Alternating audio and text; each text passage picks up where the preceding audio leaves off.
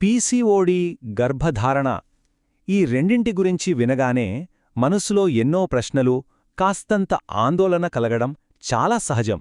అందుకే ఈరోజు మనం ఈ ప్రయాణంలోని ప్రతి దశను చాలా స్పష్టంగా, వివరంగా తెలుసుకుందాం. అన్నింటికన్నా ముందుగా అందరి మదిని తొలిచే ఆ అతిపెద్ద ప్రశ్న, అసలు పీసీఓడీ ఉంటే గర్భం దాల్చటం సాధ్యమేనా? ఇది చాలామందిని కలవరపెట్టే విషయమనే చెప్పాలి. అయితే దీనికి సమాధానం ఒక్కటే, ఖచ్చితంగా సాధ్యం. ఇందులో ఎలాంటి సందేహం అవసరం లేదు. ఈ ఒక్క నమ్మకంతో మనం ముందుకు వెళ్తే ఈ ప్రయాణం చాలా సులభమవుతుంది. అవును, ఇది నిజం. పీసీఓడీ ఉన్న చాలామంది మహిళలు ఎలాంటి ప్రత్యేకమైన చికిత్సలు తీసుకోకుండానే సహజంగా గర్భవతులవుతారు. అయితే ఒక్కోసారి అండం విడుదలనేది సక్రమంగా జరగకపోవడం వల్ల కొంచెం సమయం పట్టొచ్చు. కాని సరైన జీవనశైలితో ఈ సవాల్ను కూడా సులభంగా అధిగమించవచ్చు. సరే, ఇప్పుడు గర్భం కోసం ప్రయత్నిస్తున్నప్పుడు పీసీఓడీ వల్ల ఎదురయ్యే కొన్ని మొదటి సవాళ్ల గురించి మాట్లాడుకుందాం. వీటిని అర్థం చేసుకుంటేనే కదా మనం వాటిని దాటగాను. ఇక్కడ అసలు సమస్య ఏంటంటే ఇర్రెగ్యులర్ ఓవ్యులేషన్. అంటే అండం విడుదలనేది ఒక పద్ధతి ప్రకారం జరగకపోవటం. అండాశయాల్నించి అండాలు సరైన టైంకి విడుదల కావు కాబట్టి గర్భధారణ ప్రక్రియ కాస్త నెమ్మదిస్తుంది అంతే. ఈ అండం విడుదలతో పాటే మరికొన్ని అంశాలు కూడా ఉంటాయి. ఇదంతా ఒకదాంతో ఒకటి ముడిపడి ఉంటుంది. ఉదాహరణకు, హార్మోన్ల బ్యాలెన్స్ సరిగ్గా లేకపోవడం వల్ల బరువు పెరగొచ్చు. అలా బరువు పెరగడం వల్ల నెలసరి సైకిల్స్ ఇంకా అస్తవ్యస్తంగా మారతాయి. చూసారా, అన్నీ కనెక్టెడ్ అనమాట. సరే, ఒకసారి గర్భం ధరించాక ఎలాంటి విషయాల్లో జాగ్రత్తగా ఉండాలో చూద్దాం. అయితే ఇక్కడ ఒక విషయం స్పష్టంగా చెప్పాలి. ఇది భయపెట్టడానికి కాదు, కేవలం అవగాహన కోసం, మనం ముందు జాగ్రత్తగా ఉండటం కోసం మాత్రమే. ఇది చాలా చాలా ముఖ్యమైన విషయం.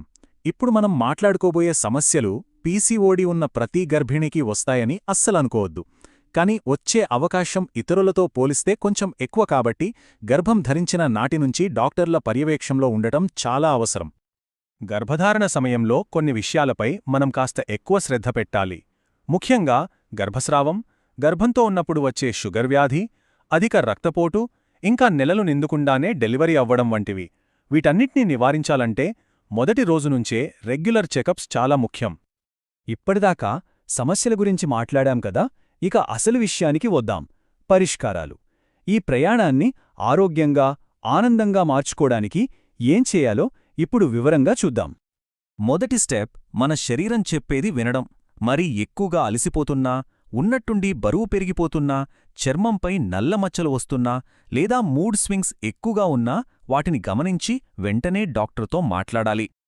ఇక రెండో స్టెప్, వైద్య పరీక్షలు. గర్భం నిలబడిందో లేదో తెలుసుకోవటానికి ఎర్లీ స్కాన్, అలాగే థైరాయిడ్, షుగర్ లెవెల్స్ కోసం పరీక్షలు. వీటితో పాటు బిడ్డ ఎదుగుదలను గమనించడానికి గ్రోత్ స్కాన్లు చాలా అవసరం. ఇవి ఏవైనా సమస్యలుంటే ముందుగానే పసిగట్టటానికి మనకు బాగా హెల్ప్ చేస్తాయి.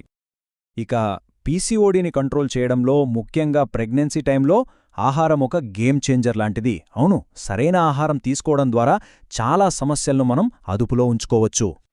మరి ఏం తినాలి, ఏం తినకూడదు? చాలా సింపుల్. కూరగాయలు, మొలకలు, పప్పు, పనీర్ లాంటివి ఎక్కువగా తీసుకోవాలి. బ్రౌన్ రైస్, చిరుధాన్యాలు తినాలి. చక్కెర, స్వీట్లు, బేకరీ ఐటమ్స్కి పూర్తిగా దూరంగా ఉండాలి. కాఫీ, టీలు రోజుకి 1 కప్పుకి పరిమితం చేస్తే మంచిది.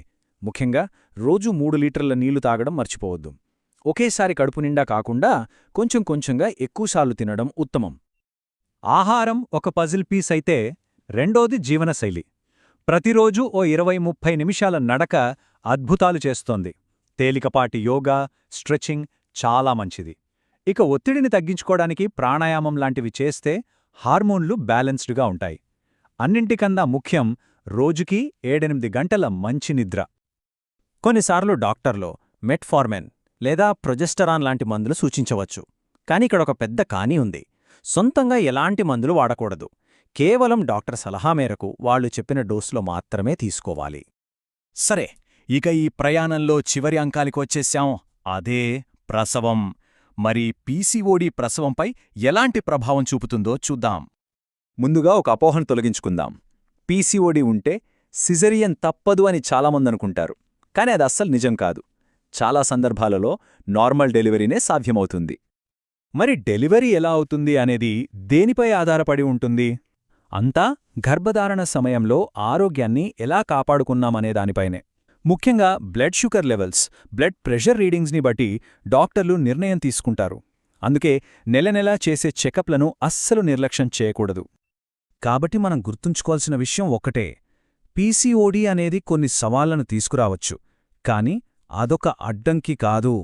సరైన వైద్య పర్యవేక్షణ, మంచి ఆహారం, ఆరోగ్యకరమైన జీవనశైలి వీటన్నింటితో సురక్షితమైన, సంతోషకరమైన ప్రెగ్నెన్సీ జర్నీ ఖచ్చితంగా సాధ్యమే.